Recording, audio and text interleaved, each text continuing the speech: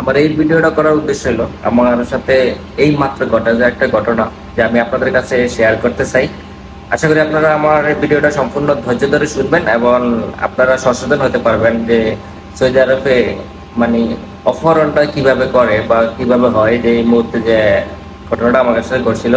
আশা করি আপনারা আমার সম্পূর্ণ ভিডিওটা শুনবেন, তারপরে আপনারা বুঝতে পারবেন যে হঠাৎ করে একটা গাড়ি আমার সামনে এসে দাঁড়ালো। দাঁড়িয়ে বলতেছে যে, হাবিবি এটা বাংলাদেশি? না বললাম হ্যাঁ না বাংলাদেশি।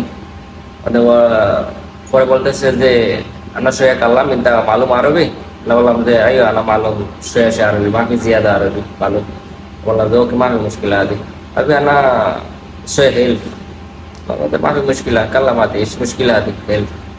বললো যে মাফি হেল্প বাস ইনতা বিষয়ে দোয়া বাস আনা বাবা আলিম মউত ইনতা বাস শোয়া দোয়া। আনা বললাম ইন্নাল্লাহি ওয়া ইন্না ইলাইহি রাজিউন মাই মুশকিলা ইনশাআল্লাহ দোয়া।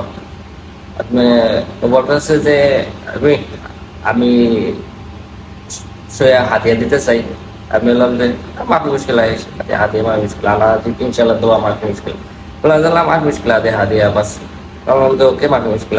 আবার পরে আমাকে 500 টাকাটা নোট বাড়ি করে বলতেছে যে এই 200 টাকা রাইকা 300 টাকা আমি রিটার্ন দিতে পারবো। পরে আমি বললাম যে দেখ আমার কাছে তো বাংতি নাই, আমি তোর কেমনে ইয়ে দিব, আমি ডিউটিতে আছি তো আমার কাছে বাংতি নাই, এখন তুই আমার ভাঙ্গিয়ে দেখ। তো না না সমস্যা নাই, তুই কই থাকস, তুই আমি তোর রুমে লিয়ে যাই, তুই আমার এত ভাঙ্গে 300 টাকা দে, তুই 200 টাকা লেগে যা। আমি বলছি যে না দেখ রুম দূরে, আমি আমি রেস্টুরেন্টে কাজ করি। বলছে সমস্যা নেই, রেস্টুরেন্টে লিয়ে আমি এনে খারেছি। পরে আমি টাকাটা দেখে দেখলাম টাকাটা পুরাটাই জাল, কারণ আমি ডেইলি হাজার হাজার টাকা আমি ইয়া করি। আমি নোট দেখলে বলতে পারি যে কিরকম নোটটা, কোনটা জাল কোনটা ইয়ে, আমি দেখলে বলতে পারি যে আমি দেখলে যে পুরোটা জাল। কারণ আমি ওরা যদি বলি তাহলে আমার সমস্যা হতে পারে, সেজন্য আমি ওরা বলি না, বলার চেষ্টা করি না। আমি দেখ খালাস লাগতো না, আমি এমনি তোর বাইরে লেগে দেওয়া করুন, সমস্যা নাই, তুই হাতে লাগতো না, তুই অন্য কেউ দিয়ে দেখ না সমস্যা নাই, তুই আমার 300 টাকা দেখ। আমি বলছি যে না আমার কাছে বাংতি নাই, তুই আমার দিস। কারণ আমি ডেইলি হাজার হাজার টাকা আমি ইয়া করি, আমি জানি কোনটা জাল কোনটা ভালো টাকা, ঠিক আছে। পরে পরে বলতেছে যে না সমস্যা নাই খালাস, আমি এন দাঁড়াইতে হলে ভাঙ্গিয়ে লই আয়। আমি বলছি যে না এটা সম্ভব না খালাস, তো লাগবে না, আমি গেলে যেতেছি।